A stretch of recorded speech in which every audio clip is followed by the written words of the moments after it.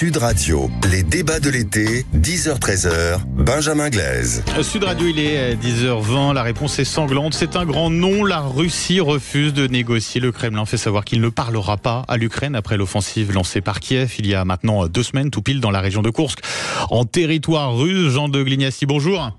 Bonjour. Un grand merci d'être avec nous ce matin. Vous êtes ancien ambassadeur de France à Moscou, directeur de recherche à l'IRIS, auteur notamment du livre France, une diplomatie déboussolée. C'est aux éditions à l'Inventaire. Jean de Glignassi, selon vous, quel message le Kremlin, Poutine, donc veut-il faire passer à l'Ukraine et au reste du monde en indiquant qu'il ferme la porte à toute négociation de paix? Quelle est votre interprétation à ce sujet? Alors, d'abord, il y a, j'allais dire, une constante de la position russe, et on pouvait deviner que Poutine ne se prêterait pas à la négociation avant d'avoir éradiqué, en quelque sorte, le gage pris par les Ukrainiens à Koursk. Les Ukrainiens avaient annoncé, Zelensky lui-même avait dit qu'il souhaitait prendre des gages pour renforcer la position de négociation des Ukrainiens, et donc les Russes ne le laisseront pas faire, et leur objectif, une fois qu'ils auront gagné, parce que c'est ça leur objectif principal à Pokrovsk, eh bien à ce moment-là, ils se retourneront vers Koursk pour mettre fin à la présence ukrainienne. Donc il y a un aspect, j'allais dire, conjoncturel. On ne négocie pas quand on est en pleine guerre sur le territoire russe. Donc ça, c'est un premier élément. Puis deuxième élément, il y avait des négociations qui, semble-t-il, ce que d'après le Washington Post avait été annulées à cause de l'offensive ukrainienne, et donc c'est clair qu'elles ont été annulées, reportées. C'était des négociations partielles sur les questions énergétiques, mais qu'il n'est pas question de les reprendre dans les circonstances actuelles. Et puis troisième élément, les Russes comme les Ukrainiens veulent négocier en position de force. Et donc, alors justement, qui est en position de force aujourd'hui? Parce que c'est vrai qu'on parle beaucoup de l'offensive ukrainienne dans le nord-est, au niveau de la frontière entre la Russie et l'Ukraine. L'Ukraine qui, s'est enfoncée dans le territoire russe. On oublie peut-être aussi que du côté du Donbass, les taux se resserrent très sérieusement sur l'Ukraine. Vous avez parfaitement raison. En dehors des objectifs psychologiques qui ont été remplis à 100%, parmi les objectifs militaires de l'offensive ukrainienne sur Koursk, l'objectif principal, c'était d'alléger le poids, la charge, la pression sur Pokrovsk, Pokrovsk est un point central, névralgique du front ukrainien. Et là, les Ukrainiens n'ont pas réussi, parce que les Russes ont maintenu leur pression et n'ont pas distrait de force de Pokrovsk vers Koursk. Ils ont préféré prendre le risque de laisser les Ukrainiens s'installer quelque temps, quitte à régler, si j'ose dire, leur compte après. Donc, ça reste quand même un profond désaveu, une certaine humiliation pour Vladimir Poutine, cette offensive ukrainienne. Sans aucun doute. Sur le plan psychologique, l'offensive ukrainienne a eu un effet, très positif pour l'Ukraine. Le pouvoir est déstabilisé. Il suffisait de voir la figure de Poutine quand il a annoncé l'offensive. D'autre part, les troupes ukrainiennes sont galvanisées, elles retrouvent espoir alors qu'elles étaient sous pression. Les Russes comprennent le poids de la guerre, ils ne l'avaient jamais compris jusque-là. C'était une opération spéciale lointaine dans les plaines ukrainiennes. Et puis même les étrangers qui fournisseurs d'armes voient que finalement leurs armements servent à quelque chose et que le temps n'est pas venu de faire pression sur l'Ukraine pour négocier dans des conditions négatives, de faiblesse. Et comment expliquer qu'une telle percée ait pu avoir lieu? C'était difficile d'envisager cela de la part de l'Ukraine il y a encore quelques petits mois, quoi. Elle est fragilisée, cette Russie?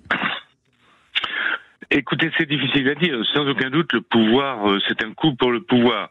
Mais il y aura, d'ailleurs, Poutine a annoncé lui-même des règlements de compte ensuite. Des règlements de compte. Les officiers responsables du laxisme, de l'absence d'information, de la faiblesse du renseignement, de la faiblesse des gardes-frontières, etc. Tous, ils auront à rendre compte, ça c'est clair. Et le pouvoir a été ébranlé. Mais ébranlé, il ne faut pas surestimer trop. À long terme, à long terme, tout se joue à Pokrovsk. Et si les Russes enregistrent une victoire à Pokrovsk, finalement, le coup de poker ukrainien aura en grande partie raté. Il y a une information qui est importante aussi pour cette semaine, Jean de Glignassi, c'est le Premier ministre indien, Modi, qui se rend en Ukraine vendredi. Il avait rencontré Poutine le mois dernier. L'Inde, qui est un allié de Moscou. Cette visite, qu'est-ce qu'elle nous dit finalement, Jean de Glignassi ? Bien. Que la perspective d'une paix n'est pas complètement enterrée ? Absolument. Le Sud n'aime pas cette guerre parce que ça gêne les échanges économiques, le développement. Ils ne sont pas forcément pro-russes. L'Inde achète beaucoup d'armements à la Russie, mais elle n'a jamais approuvé l'invasion de l'Ukraine, etc. Mais il est de fait que l'Occident n'est pas en capacité actuellement de négocier. Les États-Unis sont en pleine période électorale. Les autres occidentaux soutiennent l'Ukraine et ont choisi leur camp. Donc on voit que paradoxalement, toutes les initiatives de paix viennent du Sud. Il y a le plan africain, il y a le plan chinois, il y a les Indiens qui effectivement servent d'intermédiaires. Vous avez un plan indonésien qui avait été présenté au moment du G7. Les Brésiliens ont leur plan, enfin même le Vatican. Donc ceux qui sont en position d'arbitre actuellement, c'est plutôt le Sud. Et évidemment, il y a une concurrence sous-jacente entre l'Inde et la Chine, tous deux cependant membres des BRICS, pour apparaître comme un grand acteur de la diplomatie mondiale. Jean de Glignassi, vous n'avez pas parlé de la France ? C'est la bande absente finalement La France a choisi son camp. La France et l'Allemagne avaient essayé, avec les accords de Minsk, de se poser en intermédiaire, mais pour de multiples raisons, elles n'ont pas été capables, en fait, diplomatiquement capables, assez fortes, pour imposer le règlement qu'elles avaient fait négocier. Donc elles sont ensuite, après l'invasion russe, elles ont, ce qui est parfaitement explicable, choisi leur camp, elles soutiennent l'Ukraine, donc elles ne sont plus en position de pouvoir négocier un accord ou en position d'arbitre. Mais l'Allemagne est en train d'évoluer un petit peu. Oui, on l'a vu, notamment sur les crédits alloués, soutien militaire alloué à l'Ukraine. On est sur une certaine reculade là, du côté de l'Allemagne, qui a décidé de réduire de moitié son aide militaire à l'Ukraine. C'est pas rien. Non, ça n'est pas rien. Et c'est d'ailleurs un peu un avertissement pour les Ukrainiens. L'Ukraine a reçu en 2 ans plus que le plan Marshall pendant toute sa durée. Et les Ukrainiens sont parfaitement lucides et ils savent que ce niveau de soutien ne pourra pas durer, ce qui est une incitation supplémentaire à essayer de négocier dans de bonnes conditions, comme ils disent, une paix équitable. Avec ça, il y a aussi le risque, évidemment, de l'élection de Trump, dont l'adjoint est opposé, enfin le colistier est opposé à toute aide à l'Ukraine. Donc difficulté aussi politique en Allemagne, puisque l'AfD, les Landes de l'Est, les Länder de l'Est sont pour la régularisation de la relation avec la Russie.